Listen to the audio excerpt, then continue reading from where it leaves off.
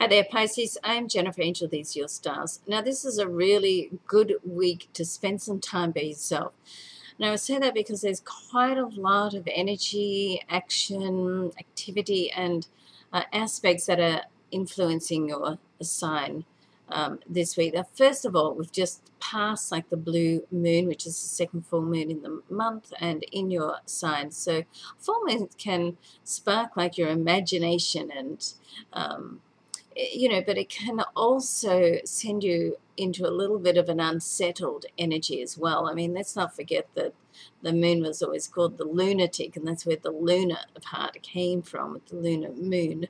So, it's quite intense energy. So, you want to be careful that you don't take any risks this week, particularly is coming up that you have in your solar seventh house of love and partnerships. There's the sun, our most intense energy, and Mercury, which is a planet of communication, also governs like all media, brings in like family of siblings, but anything to do with media, publishing, communication, as in electronic communication as well.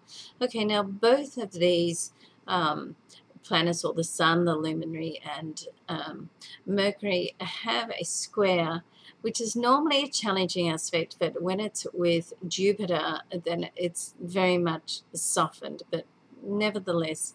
And Jupiter is sitting in your solar fourth house of home, family, domestic matters. So there seems to be, to do with that, around relationships and your home, that there's some issues that need to be dealt with.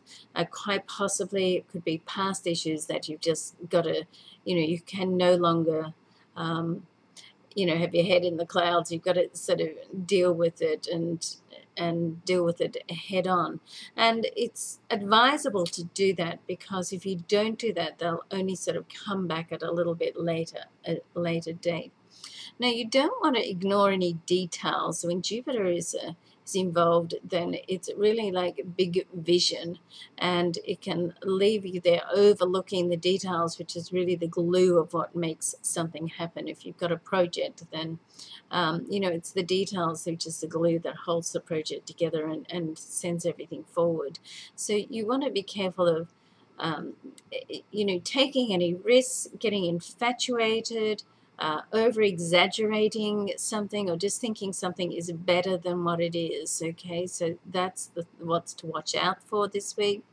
You want to use the energy to its best advantage, and that is to think of the big vision. Think of where you want to end up. Don't even worry about the how at the moment, but what you want to do is, like, are you traveling along the right journey to get there? And, is your thinking limiting and blocking where you want to ultimately be? So you want to use that energy with the moon and with these aspects that is between the sun and Mercury and Jupiter to the best advantage, okay? And you have a real opportunity to just sort of lift your vibration this week and rise above, okay? But it's not going to happen without some work. You really need to make a conscious effort to sit down and schedule into your, into your every day or week or every few days, or however it fits into your day-to-day planner, that you spend some time on self-growth, self-transformation. And generally this means to spend some time solo. Don't fill every single moment in your life up. Now, in about a month time, you're going to have Mars will transit into the next sign, and it'll be sitting in your business zone. So this is like a period, it's almost like the calm before the storm. So when Mars gets in there into your solar 10th house, you're going to be just run off your feet, busy. And you want to be organized, because what Mars can do is can scatter your energy if you're not organized. If you are organized, then you can use it really to make giant steps forward. So that's just to be forewarned.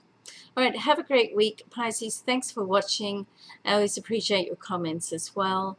And I'm Jennifer Angel. Bye for now.